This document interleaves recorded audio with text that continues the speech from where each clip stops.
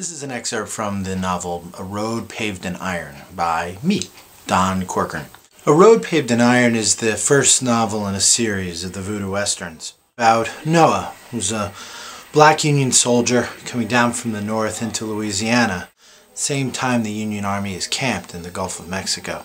And he's given leave to go search for his mother, who he believes is a slave somewhere in Louisiana. And this is from chapter 2. So Noah took a deep breath and turned around. He eyed the man before him. I don't know what you fellas want. I didn't come to start trouble. The tall one looked Noah up and down. Then why did you come, boy? We certainly didn't ask you to. Three of them laughed. Noah didn't.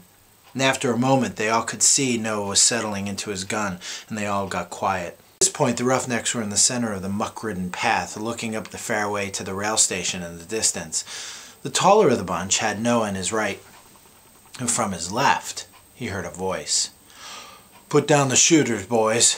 Sheriff Hayes was behind a pile of split logs piled neatly in the rough pallet.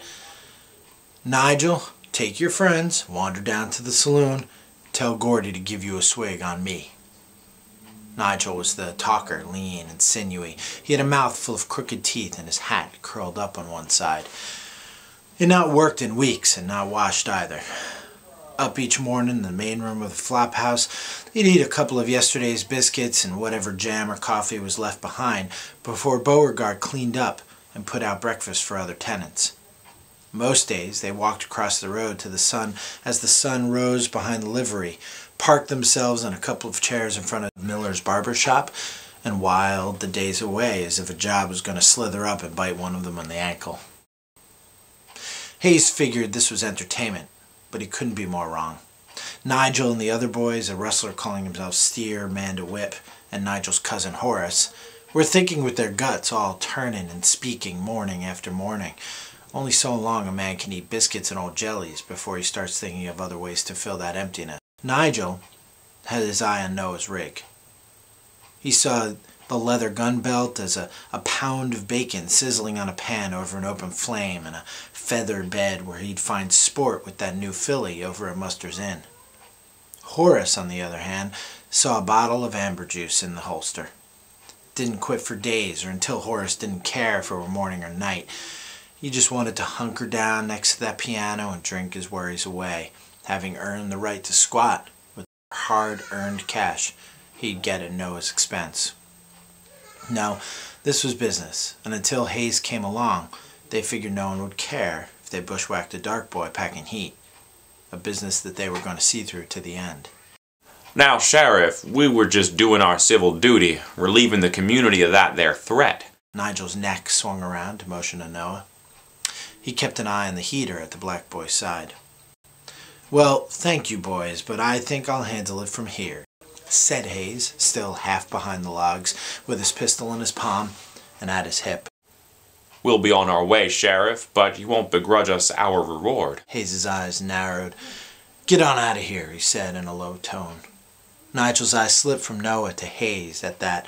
Why, Sheriff, while I won't pretend to be a learned man, my mama never saw any use for books and whatnot. I think you're forgetting your numbers. You see, there's 3 of us and 1 of you. 2, added Noah. Nigel swung his head slowly over to Noah once more and glared at the man, and the sheriff spoke up. "That's enough from you. I'll speak to you in a minute." Hayes' eyes were off the roughnecks long enough for Steer to bring the whip to bear. Crack! A gash appeared in Hayes' hand, and his gun spun off, sputtering into the muck a few paces from the cover of the logs.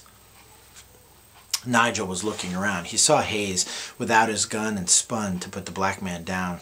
Time Nigel had his hand on his heater, he turned, the cold iron pressed up against his temple, and the sound of Noah cocking his 6-gun. Everyone stopped for a moment and looked at one another warily. Hayes eyed his piece lying on the ground. Horace had his pistol out, and his head snapped frantically between Hayes and Nigel's predicament. Noah broke the standoff by hauling off and bringing the heavy barrel of his peacemaker down onto Nigel's crown. The man became a heap on the muddy floor.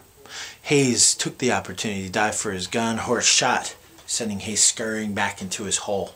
Seeing that Hayes was tucked away without a way to retaliate, Horace turned his attention on Noah. The end of Noah's pistol erupted.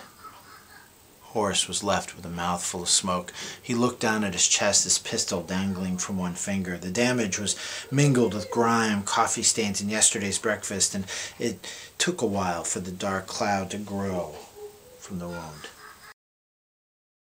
We'll do about 2 more over the course of the month and get a sort of sense of what's going on in the story and the voices and tenor. Hope you enjoy the writing and have a fantastic day.